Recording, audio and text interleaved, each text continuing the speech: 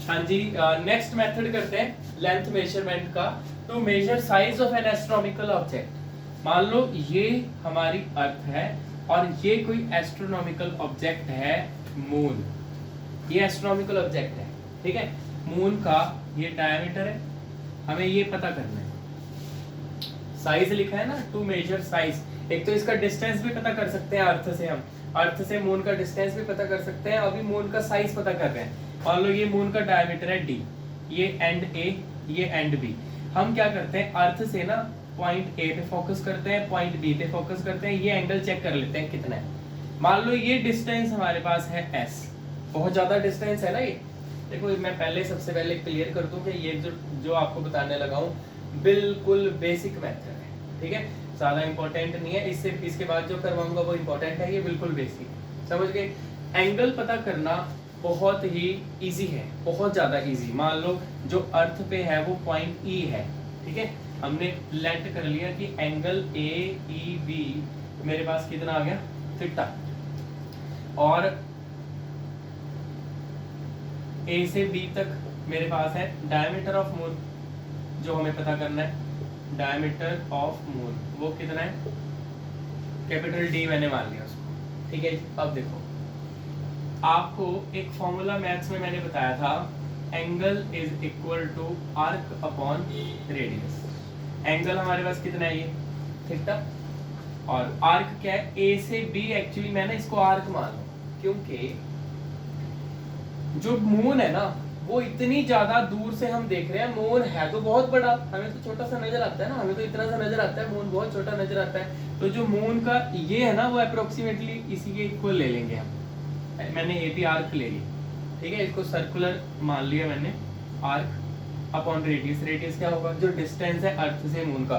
मैं पहले क्लियर मैंने किया आपको, देखो साइज कर रहे हैं हम, पता है इसका D कर रहे हैं, डायमीटर हमें ये दूसरे मेथड से पता करते हैं, ठीक है। अभी के लिए S हमें मान लो पता है, ठीक है।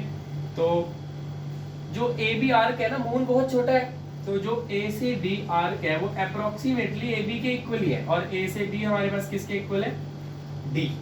AB जो है वो तो डायमीटर है ना, तो आर्क जो है अभी अप्रोक्सीमेटली डायमीटर के इक्वल होगी, क्योंकि बहुत ज्यादा दूर है मून। तो ये आर्क जो है इसके इक्वल लेंगे हम।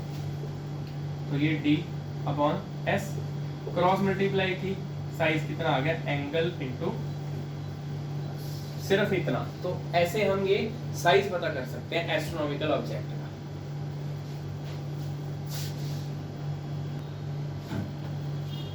का। जी नेक्स्ट मेथड करते हैं टू मेजर, सेवंथ है to measure distance of an astronomical object by parallax method. ये इंपॉर्टेंट है, इंपॉर्टेंट है मेथड ये।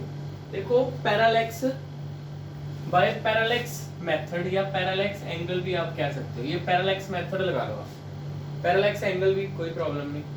तो पैरेलैक्स मेथड से कैसे पता करें एस्ट्रोनॉमिकल ऑब्जेक्ट का डिस्टेंस अर्थ से, ठीक है। तो मैं आपको बताऊंगा, वैसे एस्ट्रोनॉमिकल ऑब्जेक्ट है ये, बट मैं ना ये स्टार्ट करूंगा एक छोटे ऑब्जेक्ट के लिए जो एस्ट्रोनॉमिकल ना, एस्ट्रोनॉमिकल ऑब्जेक्ट मतलब जो स्पेस में है, अर्थ से बाहर है। पर हम पहले ये मैं आपको दो तरीके से कराऊंगा। पहला for terrestrial object, terrestrial object एक ऐसा ऑब्जेक्ट जो अर्थ पे ही है बट अभी दूर है, हमसे काफी दूर है, उसका डिस्टेंस पता करेंगे, ठीक है। तो अगर मैं टेरेस्ट्रियल का पहले आपको करवा दूंगा, ये इजीली समझ आ जाएगा, ठीक है, थोड़ी सी हेल्प मिलेगी। मतलब देखो हम क्या करते हैं इस मेथड में, किसी दूर के ऑब्जेक्ट का डिस्टेंस पता करते हैं हमारे से कितना है, मान लो। और इसमें हम यूज करते हैं लेफ्ट और राइट आई का, हमारी आईज। हम किसी ऑब्जेक्ट को देखते हैं तो हमारी आईज इकट्ठे फोकस करती हैं उस पर दोनों। तो ये मान लो हमारी लेफ्ट आई, ये हमारी राइट आई। इसके बीच का डिस्टेंस, आईज के बीच का डिस्टेंस तो बहुत कम है ना, बहुत ही ज्यादा छोटा। और ये कोई ऑब्जेक्ट है, डिस्टेंट ऑब्जेक्ट ओ। मान लो आप अपने घर की छत पे खड़े हो, किसी दूसरे दूर किसी के घर पे पानी वाली जो टैंकी होती है उसको देख रहे हो, वो ऐसे समझ गए ना। वो टेरेस्ट्रियल मींस अर्थ के ऊपर ही है कोई ऑब्जेक्ट, ये टेरेस्ट्रियल ऑब्जेक्ट का कर रहे हैं, ठीक है। अब जो L और R, left I right I, इसके बीच का जो डिस्टेंस है बहुत ज्यादा छोटा है, इसको मैंने ले लिया B, लेट कर लिया। और एंगल लेफ्ट और राइट आई, ये एंगल पता करना देखो हमेशा इजी होता है। बस अभी आप लेट करो एंगल, मान लो कितना है थीटा। हम जब लेफ्ट और राइट आई से देख रहे हैं, दोनों आईज इकट्ठा फोकस करती हैं ऑब्जेक्ट पे, वो एंगल सामने बना रही है, एंगल थीटा। और अगर मैं इसको ऐसे मान लूं, अगर ये ऐसे आर्क होती है ऐसे, तो क्या मैं ऐसे लगा सकता था यहाँ पे angle is equal to arc upon radius, लगा सकता था angle is equal to arc upon radius, है ना। तो एंगल थीटा है, आर्क क्या है, एल से आर आर्क है, और रेडियस कितना है, जो डिस्टेंस है वही। क्योंकि देखो है तो ये डिस्टेंस ऐसे है, बट हमारी आईज के बीच का डिस्टेंस बहुत छोटा है ना, तो हमारी लेफ्ट आई से लगा लो या राइट आई से ऑब्जेक्ट का डिस्टेंस कितना है हमारी आई से, वो एस है। तो वही हमें पता करना है। तो डिस्टेंस क्या आएगा, अभी रेडियस क्या आएगा एस। बट जो एल आर है ना, वो अप्रोक्सीमेटली आर्क जो है, ये आर्क, ये वाली आर्क एल से आर अप्रोक्सीमेटली ये स्ट्रेट लाइन एल आर के इक्वल है। क्यों? क्योंकि हमारी दो आईज के बीच का डिस्टेंस बहुत ही ज्यादा थोड़ा होता है। एल के और आर के बीच का डिस्टेंस जो है वो बहुत छोटा है। तो जो आर्क है ना, ये अप्रोक्सीमेटली इसके इक्वल मान लेंगे सिर्फ लाइन के। जैसे मून जो है इतनी दूर से हमें छोटा नजर आ रहा था पहले, हमने क्या किया था, उसकी जो आर्क है सीधी डायमीटर के इक्वल ले ली थी ना स्ट्रेट लाइन के। तो यहाँ पे भी ये जो आर्क है इसको सिर्फ स्ट्रेट लाइन के इक्वल हमने ले लिया। वो कितनी है, बी एल आर। तो मैं यहाँ पुट करूंगा बी ऐसे, तो मेरे पास ऐसे कितना आ जाएगा, बी बाय थीटा। हमें तो ऐसे ही पता करना है। तो ये जो है ना वो टेरेस्ट्रियल ऑब्जेक्ट के लिए, जो अर्थ पे ही कोई ऑब्जेक्ट है बट दूर है, उसके लिए था। और जो ये एंगल यहाँ पे बनता है, लिखा है ना पैरालेक्स मेथड।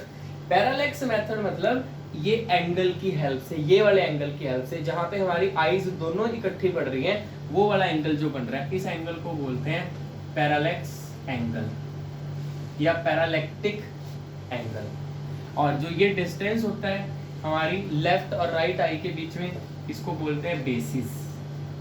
ओके, ये मेथड का नाम है जो वो यहाँ से है, पैरालेक्स मेथड। हमारी आईज जो है इकट्ठी फोकस कर रही है, जो आगे एंगल बनता है उसको बोलते हैं पैरालेक्स एंगल।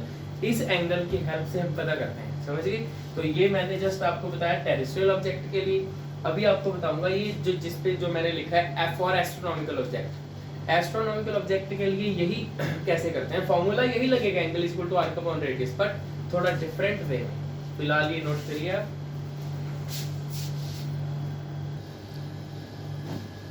हाँ जी, parallax method for astronomical object. किसी एस्ट्रोनॉमिकल ऑब्जेक्ट का डिस्टेंस अर्थ से कितना है वो हम पता करेंगे, ठीक है जी, पैरालेक्स मेथड से। देखो हम यहाँ पे क्या यूज करते हैं वो आपको समझाता हूं। ये हमारी अर्थ, और यहाँ पे कोई ऑब्जेक्ट है लाइक मून। एस्ट्रोनॉमिकल तो अर्थ से बाहर की बात हो रही है, ये मून है, इसका डिस्टेंस पता करना है हमें। अब देखो जैसे कि आपको मैंने लास्ट बताया कि हम लेफ्ट और राइट आई का यूज करते हैं। अगर इसमें लेफ्ट और राइट आई का यूज करूं तो एंगल जो है वो कितना छोटा बनेगा।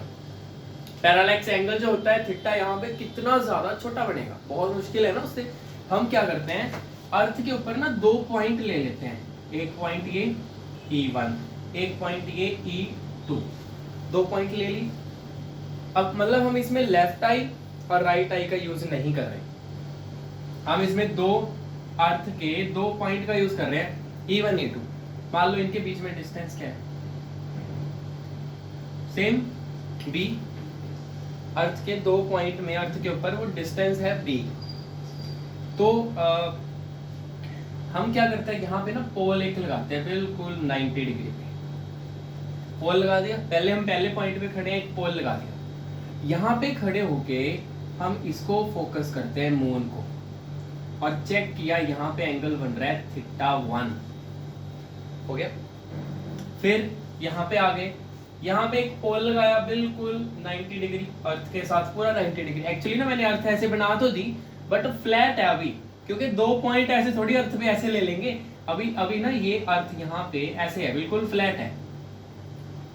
मेरी बात आप समझ रहे हो ना, बहुत बड़ी है अर्थ। हमें तो ऐसे नजर आती नहीं है अर्थ, ये जस्ट मैं आपको समझा रहा हूँ, ठीक है। ये है तो सीधा ही है बिल्कुल, अर्थ के ऊपर दो पॉइंट है। तो ये हमने एक परपेंडिकुलर ऐसे लिया, पोल एक लगा दिया, तो उस पोल के साथ यहाँ पे देखते हैं, एंगल चेक करते हैं कितना आया थीटा, ये एंगल आ गया थीटा 2 पोल के साथ। ओके, दो एंगल हो गए। अब देखो ये परपेंडिकुलर है, ये भी परपेंडिकुलर है, पर अगर मैं अपने नॉलेज से यहाँ पे इमेजिनरी एक लाइन लूं जो पर पैरेलल हो इनके, ये इसके पैरेलल है, ये इसके पैरेलल है अपने आप से, क्योंकि इमेजिनरी लाइन तो ले सकते हो आप, है ना।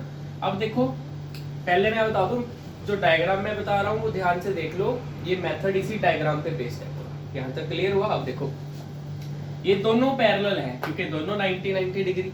एक और मैंने पैरेलल लाइन लगा ली इमेजिनरी, जो कोई पोल नहीं है, जस्ट मान लिया हमने मैथ्स बढ़िया करने के लिए। अब देखो ये एंगल, ये वाला क्या हो गया, ऑल्टरनेट जेड बन रहा है ना। देखो ये जेड वाले एंगल क्या होते हैं, इक्वल, ऑल्टरनेट बोलते हैं इनको। फिर यहाँ पे भी जेड बन रहा है, देखो ये, तो ये थीटा 2, तो ये भी क्या होगा थीटा 2, समझ गए। तो यहाँ पे टोटल जो एंगल बनता है उसको क्या बोलते हैं, पैरालेक्स एंगल। तो अभी यहाँ पे पैरालेक्स एंगल ये पूरा है, ये पूरा जो है ना इसको क्या बोलेंगे, पैरालेक्स एंगल, पैरालेक्स एंगल। और E1 E2 के बीच का डिस्टेंस है जो B, इसको क्या बोलते हैं, बेसिस। आया समझ। तो ये डायग्राम है, समझ गए। तो यहाँ पे देखो आप, तो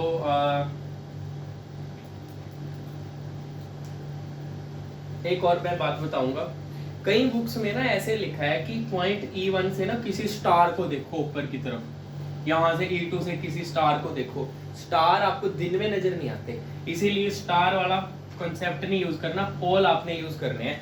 यहाँ पे मैंने ये पोल लगाया एक, ये भी मैंने अपनी तरफ से एक पोल लगाया, ठीक है। करें इसके बाद अब थोड़ा कंसीडर करना जरूरी है। ओ हमारे पास ऑब्जेक्ट है, लेट कर लो, लेट ओ जो है बी एन एस्ट्रोनॉमिकल ऑब्जेक्ट, ये एस्ट्रोनॉमिकल ऑब्जेक्ट है हमारे पास, ओके।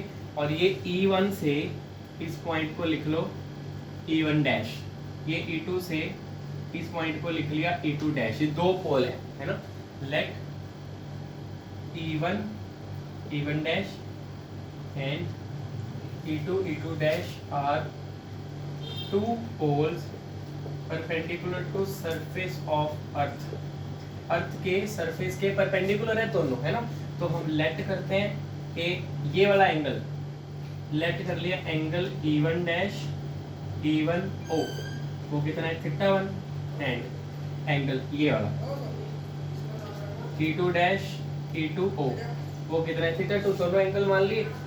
तो देयरफॉर ये वाला एंगल देख लो अब हमारे पास कितना होगा, इसको मैं लिखता हूँ पॉइंट O डैश लिख लिया इसको, या कुछ भी पॉइंट लिख लो, M लिख लो, N लिख लो, M लिख लिया, ठीक है। इसके बाद देखो थोड़ा मैं इसलिए आपको लिखवा रहा हूँ, ये इंपॉर्टेंट है, एग्जाम में आए।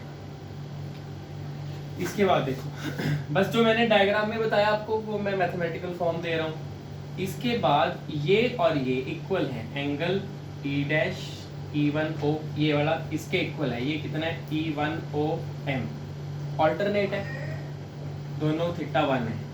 एंड ये वाला एंगल इसके इक्वल है, angle E2 dash E2 O किसके इक्वल है, एंगल E2 O M, ये भी, ये कितना है थीटा 2, और ये दोनों क्या है ऑल्टरनेट एंगल्स, समझ गए। तो अब हमारे पास पैरेलैक्स एंगल कितना आ गया, which implies angle E1 O E2, ये पूरा हमारे पास आ गया थीटा 1 प्लस थीटा 2 है, ये कौन सा एंगल है, पैरेलैक्स एंगल। ये हमारे पास पैरेलैक्स एंगल निकल गया, और हमने लेट कर लिया कि E1 और E2 का डिस्टेंस हमारे पास क्या है B, जिसको बोलते हैं बेसिस। क्लियर है, ये डिस्टेंस हमने B मान लिया। अब यहाँ से क्वेश्चन स्टार्ट हो गया, आपका टॉपिक स्टार्ट हो गया। यहाँ से मेन ये डिस्टेंस है B, ये एंगल है। अब हम क्या करेंगे, मान लिया ये काफी एक आर्क है, मान लो ये बहुत बड़ी। तो यहाँ तक पहले नोट करो, आप भी बोर्ड पे इतनी जगह नहीं है, ये नोट करो। फिर मैं इसके बाद सेम वही करूंगा, angle is equal to arc upon radius.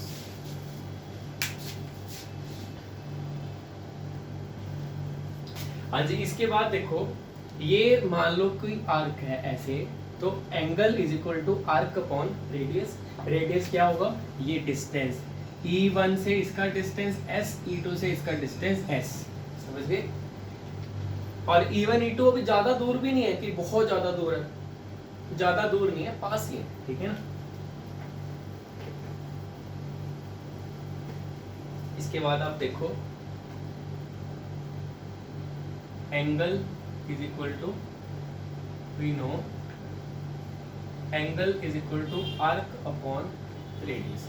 Angle हमारे पास अभी कितना है, θ1 प्लस θ2, और आर्क कितनी है, E1 से E2, रेडियस है S। बट मैंने आपको बताया कि जो आर्क है ना यहाँ पे, क्योंकि जो मून है वो बहुत ज्यादा दूर है, 2 पॉइंट के हिसाब से। जैसे हमारी लेफ्ट और राइट आई के बीच का डिस्टेंस b बहुत कम था पिछले लास्ट जो टॉपिक कराया है ना, पर जो ऑब्जेक्ट था टेरेस्ट्रियल ऑब्जेक्ट वो ज्यादा दूर था। यहाँ पे मून बहुत ज्यादा दूर है, ये डिस्टेंस कम है, तो जो ये आर्क है अप्रोक्सीमेटली लाइन के इक्वल है, E1 E2 लाइन जो कि b है, तो मैं इसको b लिखूंगा, तो θ1 प्लस θ2 b, समझ गए। तो मेरे पास अभी s कितना आएगा, b बाई θ1 प्लस θ2। कॉन्सेप्ट वही है, लगाया हमने यही है, पर इसमें एंगल हमने कैसे पता किया पैरेलैक्स, वो आपके सामने है, तो ये s आ गया। ऐसे करते हैं, और इसमें जो थीटा है ना, कभी भी डिग्री में नहीं लिखना, थीटा हमेशा रेडियन में लिखना है। सो ये टॉपिक कवर हुआ 7th, नोट करो।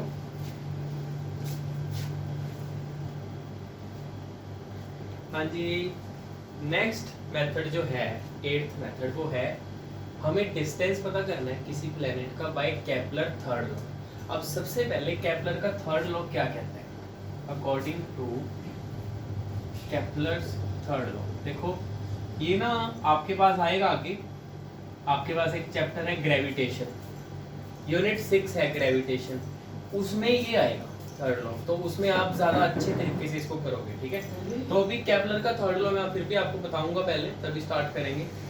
ये क्या कहता है, देखो मान लो ये है सन, इसके अराउंड ना इलिप्टिकल ऑर्बिट में प्लैनेट सारे घूम रहे हैं, है ना, आपको पता है सारे प्लैनेट ऐसे इलिप्टिकल ऑर्बिट में इसके अराउंड घूम रहे हैं। और ये जो है इसका इसको क्या बोलते हैं, ये मेजर एक्सिस है, मेजर एक्सिस, बड़ी लाइन है ना, जो छोटी लाइन है वो क्या है, माइनर एक्सिस इसको बोलते हैं। मैं पहले आपको समझा रहा हूँ फिर बताऊंगा थर्ड लॉ क्या है। जो इलिप्टिकल ऑर्बिट प्लैनेट रिवॉल्व करता है जिसमें, उसकी जो बड़ी लाइन है मेजर एक्सिस, छोटी लाइन है माइनर एक्सिस, ये डिस्टेंस जो है ना आधा, ये यहाँ से यहाँ तक, इसको बोलते हैं, इसको ज्यादातर a से डिनोट करते हैं और इसको ज्यादातर b से डिनोट करते हैं। तो ये क्या हुआ, a आधा, मेजर एक्सिस का आधा, इसको बोलेंगे सेमी मेजर एक्सिस। अब अर्थ जो है सन के अराउंड एक चक्कर कितने में पूरा कर रही है, 365 डेज, एक साल लगता है ना। तो केपलर क्या कहता है, जो टाइम लगता है ना अर्थ को एक चक्कर पूरा करने में, उसको बोलते हैं अर्थ का टाइम पीरियड। तो according to Kepler third law, square of the time period is directly proportional to cube of the semi major axis. हमारी गैलेक्सी में जितने भी प्लैनेट सन के अराउंड घूम रहे हैं, ठीक है, तो उन सब का जो टाइम पीरियड है चक्कर पूरा करने का, सन के अराउंड एक चक्कर पूरा करने का टाइम जो है, उसका स्क्वायर डायरेक्टली प्रोपोर्शनल है उनका जो इलिप्टिकल पाथ है, उसका जो सेमी मेजर एक्सिस है, उसके क्यूब पे डिपेंड करता है, समझ गए। अब मान लो दो प्लैनेट्स के टाइम पीरियड हमें पता है, ठीक है, तो लेट कर लो आप, late A1 A2 B the semi major axis of two planet, semi major axis of two planets with two planets having time period, दो प्लेनेट है जिनका टाइम पीरियड क्या है, T1 एंड T2 रिस्पेक्टिवली, जिनका time period उतना है ना, तो उनके जो सेमी मेजर एक्सिस है मान लो ये है दो के, तो देयरफॉर, तो अगर मैं पहले प्लैनेट के लिए लगाऊं तो ऐसे लिख सकता हूं, T1 का स्क्वायर क्या डिपेंड करेगा, A1 की, लिखा जा सकता है एंड दूसरे प्लैनेट के लिए टाइम का स्क्वायर, टाइम पीरियड का, उसका दूसरे का सेमी मेजर एक्सिस का क्यूब, है ना। अगर मैं यहाँ प्रोपोर्शनैलिटी हटा दूं क्या आएगा, के, और अगर मैं यहाँ पे प्रोपोर्शनैलिटी हटा दूं तो क्या आएगा, क्या आएगा, डिवाइड कर दो, और आपको मैं एक बात बता दूं, इसका जो जो इलिप्टिकल ऑर्बिट का सेंटर है ना, वहां से डिस्टेंस पता लगता है हमें प्लैनेट कितनी दूर है सेंटर से, वो है डिस्टेंस ऑफ प्लैनेट, समझ गए। तो यही तो पता लगेगा हमें इसमें। तो डिवाइड अगर मैं करूँ, ये कितना आएगा, t1 का स्क्वायर t2 का स्क्वायर, मैंने इसको डिवाइड कर दिया 1 को 2 से, कैसे के कैंसिल। आप यहाँ से चाहे a1 निकाल लो चाहे a2 निकाल लो, समझ गए ना। तो ये मेरे पास देखो अभी ये t1 बाई t2 इसका स्क्वायर है इज इक्वल टू, बोलो अच्छा इसमें से क्या पता करें। इसमें से वैसे आप यहाँ पे भी इसको छोड़ सकते हो, कोई 3 अगर पता है ना आपको, मान लो एक प्लेनेट का आपको पता है, तो दूसरे प्लेनेट का अगर टाइम पीरियड पता है तो a निकल जाएगा, a पता है तो टाइम पीरियड निकल जाएगा, समझ गए ना। तो ये फॉर्मूला मैं ऐसे लिख के छोड़ रहा हूँ, क्योंकि इसमें अगर आपको कोई 3 चीजें पता है तो मेनली तो हमें डिस्टेंस पता करना है a1 a2। तो अगर t1 t2 और a1 पता है तो दूसरे प्लेनेट का आप a2 पता कर सकते हो, मतलब डिस्टेंस सेंटर से सेमी मेजर एक्सिस, समझ गए। सिर्फ इतना है, ये कोई और ज्यादा इंपॉर्टेंट मेथड भी नहीं है। ओके, इंपॉर्टेंट क्या थे जो मैंने आपको पहले बताए, पैरालैक्स मेथड इंपॉर्टेंट होता है, ट्रायंगुलेशन मेथड इंपॉर्टेंट होता है, सोनार और रडार भी पढ़ लेना आप, एक एको मेथड जो था, इको मेथड भी जिसको बोलते हैं, ठीक है, ये नोट करो।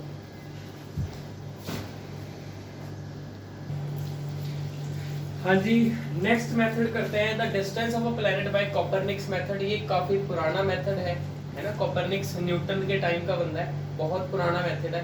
और इसमें हम ना डिस्टेंस जो प्लैनेट का करते हैं, जो अर्थ से अंदर अंदर है ना, ठीक है, उनका डिस्टेंस पता कर सकते हैं। 2 प्लैनेट है, अर्थ तीसरे नंबर पे है ना, सन के बाद 2 प्लैनेट है, सिर्फ आप उनका डिस्टेंस पता कर सकते हो, ठीक है।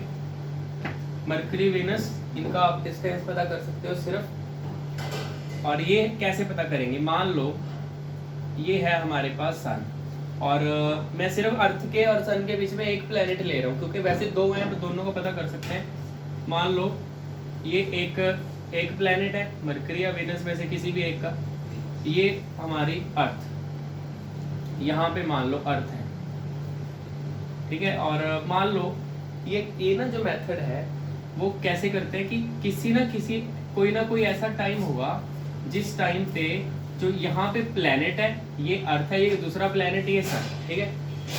तो किसी ना किसी टाइम पे ये एंगल 90 डिग्री होगा ना, एक यहाँ पे हो सकता है, जब प्लेनेट यहाँ पे आ जाएगा तो ये वाला एंगल भी क्या बनेगा 90। बस 2 ही टाइम पे आप पता कर सकते हो, ठीक है। तो अगर ऐसा हो तो मान लो ये क्या है, एंगल लेट कर लो, एंगल थीटा है ना। अब ये मैंने लेट कर लिया कि एंगल सन से अर्थ, अर्थ से प्लैनेट, ये कितना है, ये थीटा है, ठीक है।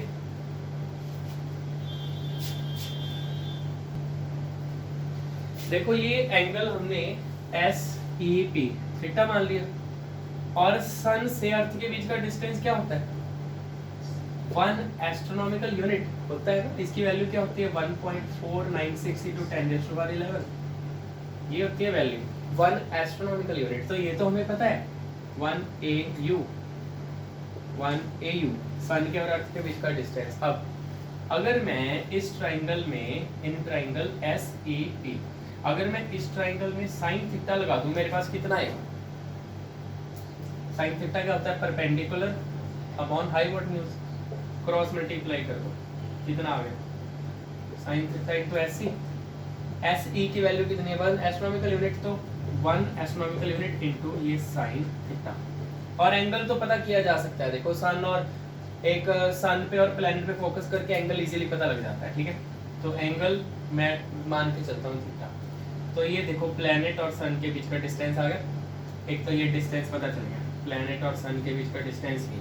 बट अगर मैं इसमें cos थीटा लगा दूँ तो cos थीटा क्या होता है, बेस अपॉन हाइपोटेन्यूज। आपने क्रॉस मल्टीप्लाई की तो मेरे पास कितना आ गया, cos थीटा इनटू SE ये कितना है, 1 एस्ट्रोनॉमिकल यूनिट इनटू ये हमारे पास cos थीटा। तो जो प्लेनेट और अर्थ के बीच का डिस्टेंस है, देखो प्लेनेट के और अर्थ के बीच का डिस्टेंस ये भी पता कर सकते हैं। तो कोपरनिक्स मेथड जो है वो ये बताता है, प्लेनेट से सन का डिस्टेंस, प्लेनेट से अर्थ का distance, 1 astronomical unit into cos theta, 1 astronomical unit into sine theta. और ये बिल्कुल बेसिक मेथड था, सिर्फ आपकी नॉलेज के लिए मैंने करवा दिया ताकि आप ये ना बोलो कि हमने कुछ छोड़ दिया है। ठीक है, ये आपने नॉलेज के लिए करना है, ठीक है, छोड़ना कुछ भी नहीं है।